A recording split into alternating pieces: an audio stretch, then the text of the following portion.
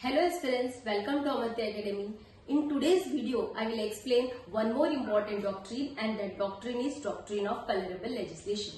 Now this doctrine was introduced in India by the British administration, and this British government adopted this doctrine from Canada and Australia. Now after independence also, this doctrine remained as an integral part of our constitution. But our constitution has not explicitly mentioned about the doctrine of colorable legislation. But definitely Article 246 and Article 246A, these two articles firmly support the doctrine of colorable legislation. Now we all know what is Article 246. Article 246, it distributes the powers between the center and the state, right? And it specifies them to enact laws on different subjects. And Article 246A, it empowers both Parliament as well as state legislature to make laws with respect to goods and service taxes. Now this Article 246A, it was inserted through 101st Amendment Act in 2016. तो ये दो articles हैं वो support कर रहा है doctrine of colourable legislation को. But it is whom? It is the judiciary who has developed this particular doctrine through various judgments. Why? To regulate these legislative authorities and thereby to protect the federal nature of our constitution. ठीक है, तो judiciary जो है उन्होंने इस particular doctrine को develop किया है डिफरेंट जजमेंट के थ्रू. सो अभी समझते हैं what is this doctrine all about. So doctrine of colourable legislation states that what one can not do directly should also not do indirectly. मतलब कि जो काम हम डायरेक्ट मेथड से नहीं कर सकते हैं वो काम हमें इनडायरेक्ट मेथड से भी नहीं करना चाहिए. So according to doctrine of colorable legislation, whatever is unlawful, or I can say any action which is unlawful, it remains unlawful always. ठीक है, and you cannot make that particular act as legal by either changing its color or form, or we can say the language or any other hidden purpose. मतलब कि जो काम unlawful है वो unlawful ही रहेगा. फिर चाहे हम उसका फॉर्म बदली करेंगे, उसकी लैंग्वेज चेंज करके उसको हम प्रॉपर दिखाएंगे, उसको हम वैलिड दिखाएंगे, तो वो वैलिड नहीं रहेगा. तो यहाँ पर हमें मीनिंग समझना है व्हाट इज कलरेबल. कलरेबल का मीनिंग है something which appears to be real but it is intended to deceive. मतलब दिखने में वो रियल लगता है, वो प्रॉपर लगता है, लेकिन वो चीट कर रहा है. मतलब वो लोग अपने लेजिस्लेटिव अथॉरिटी को एक्सपांड करने की कोशिश करेंगे अनकॉन्स्टिट्यूशनली, तो नहीं चलेगा. अगर ऐसा करेंगे तो जुडिशरी क्या करेगी, doctrine of colourable legislation apply करेगी और उन लोगों को रोकेगी, पार्लियामेंट को भी और स्टेट लेजिस्लेचर को भी. और ऐसा जुडिशरी क्यों करेगी? To protect the federal nature of our constitution. Is this clear? अभी मैं आपको केस लॉस बताऊंगी. दो केस लॉस जो है जहां पर सुप्रीम कोर्ट ने इस पर्टिकुलर डॉक्ट्रिन को यूज किया है, अप्लाई किया है, और जहां जहां लॉ गलत था वहां पर लॉ को इनवैलिड भी डिक्लेयर किया है. तो वो जो पहला केस है वो है M.R. Balaji versus state of Mysore. 1962 का वो केस था. अब इस पर्टिकुलर केस में क्या इश्यू था कि मैसूर गवर्नमेंट ने एक ऑर्डर पास किया था अंडर आर्टिकल 15 क्लॉज 4. और what is article 15 clause 4? It is saying that कि स्टेट जो है वो कोई भी स्पेशल प्रोविजन कर सकता है for home, for the advancement of the SCBCs, also for SCs and STs. मतलब कि इन सेक्शंस के एडवांसमेंट के लिए अगर स्टेट कोई लॉ पास करना चाहता है तो वो कर सकता है. तो 15 क्लॉज 4 को यूज करके मैसूर गवर्नमेंट ने एक ऑर्डर पास किया. और वो ऑर्डर क्या था?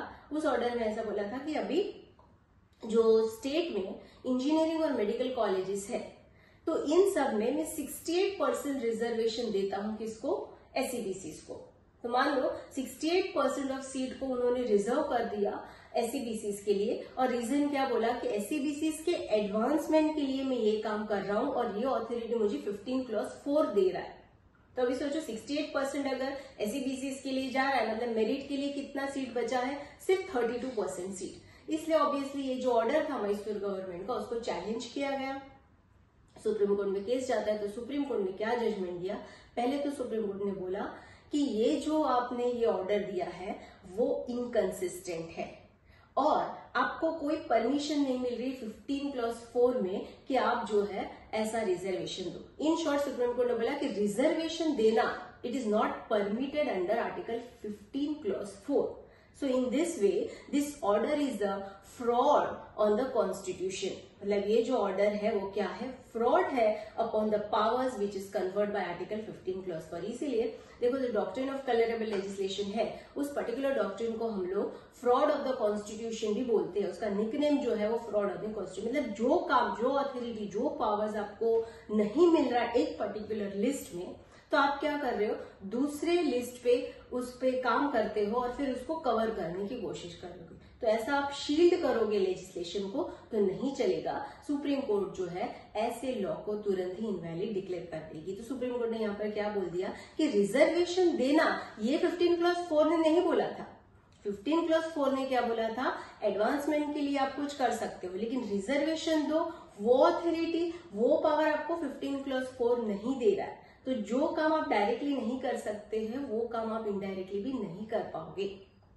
So this was invalid. और सुप्रीम कोर्ट ने ये भी बोला कि रिजर्वेशन जो है it should not exceed more than 50%, क्योंकि पब्लिक इंटरेस्ट की बात करें तो 50% से ज्यादा रिजर्वेशन होना ही नहीं चाहिए। ठीक है, तो यहाँ पर डॉक्ट्रिन ऑफ कलरेबल लेजिस्लेशन को अप्लाई करके सुप्रीम कोर्ट ने क्या किया, रोक दिया पार्लियामेंट को गलती करने से। नेक्स्ट केस जो है, let us see that is animal welfare board of India versus union of India 2023 का ये केस है। अब इस पर्टिकुलर केस में what was the issue here, the constitutional validity of the 3 laws okay passed by the respective 3 governments, मतलब तमिलनाडु, कर्नाटका और महाराष्ट्र, ये तीनों स्टेट ने जो लॉ पास किया था किसके लिए, एक एनिमल स्पोर्ट को के लिए। वो 3 जो एनिमल स्पोर्ट थे, एक था jallikattu in Tamil Nadu, then Kambala in Karnataka and bullock cart race जो कि महाराष्ट्र में पॉपुलर है।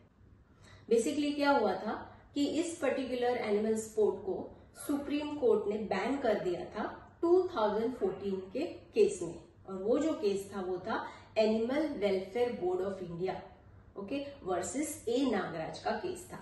और इस पर्टिकुलर केस में सुप्रीम कोर्ट ने बोल दिया था कि अभी से आप जो है जल्लीकट्टी हो या कंबाला हो या बुलक कार्ट रेस, ये तीनों भी एनिमल स्पोर्ट को हम लोग बैन कर रहे हैं।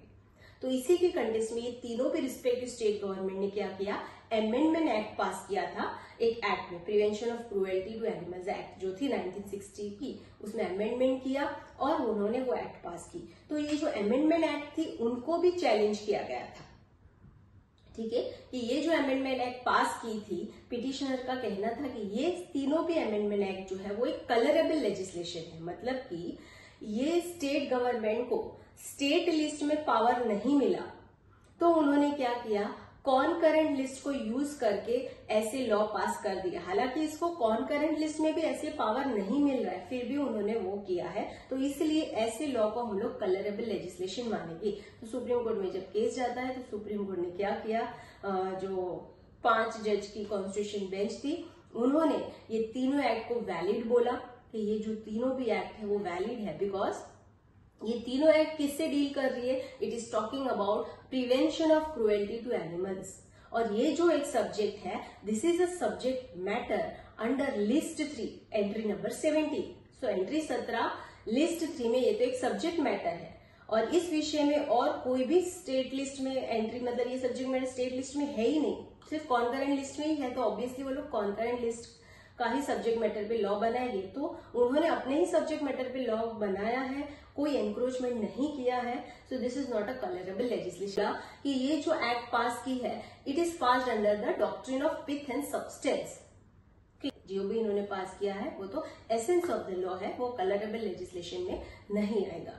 So this was all about the doctrine of colourable legislation.